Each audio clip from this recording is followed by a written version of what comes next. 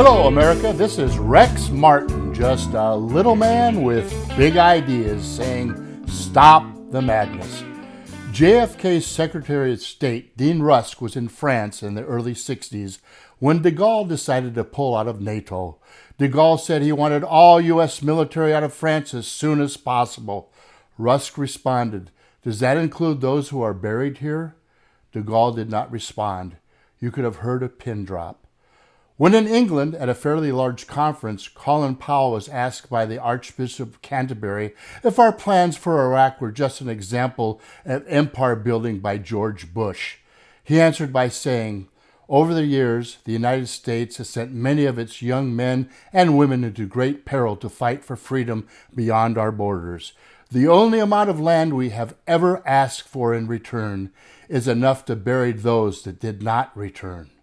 You could have heard a pin drop. There was a conference in France where a number of international engineers were taking part, including French and American.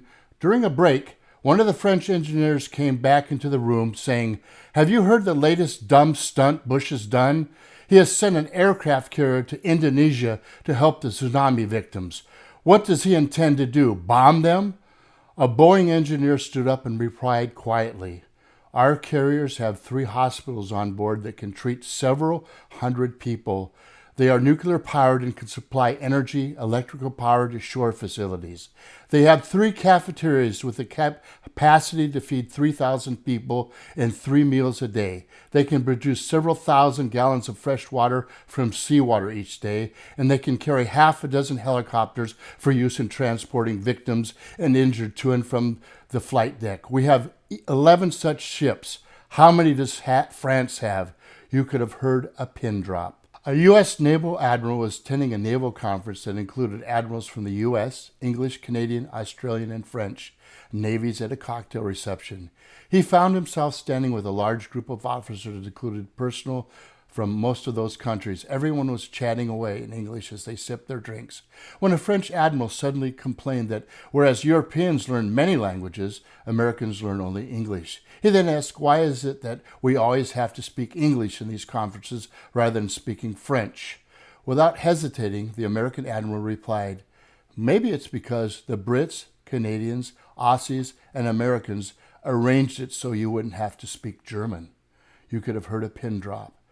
And this story fits right in with the above. Robert Whiting, an elderly gentleman of 83, arrived in Paris by plane. At French customs, he took a few minutes to locate his passport in his carry-on. "You have been to France before, monsieur?" the customs officer asked, sarcastically. When Whiting admitted that he had been to France previously, "Then you should know enough to have your passport ready." The American said, "Well, the last time I was here, I didn't have to show it." "Impossible! Americans always have to show their passports on arrival in France." The American senior gave the Frenchman a long and hard look. Then he quietly explained, "Well, when I came ashore at Omaha Beach on D-Day in 1944 to help liberate this country, I couldn't find a single Frenchman to show a passport to." You could have heard a pin drop. If you are proud to be an American, pass this on. If not, delete it. I am proud to be an American. This is Rex Martin saying, stop the madness.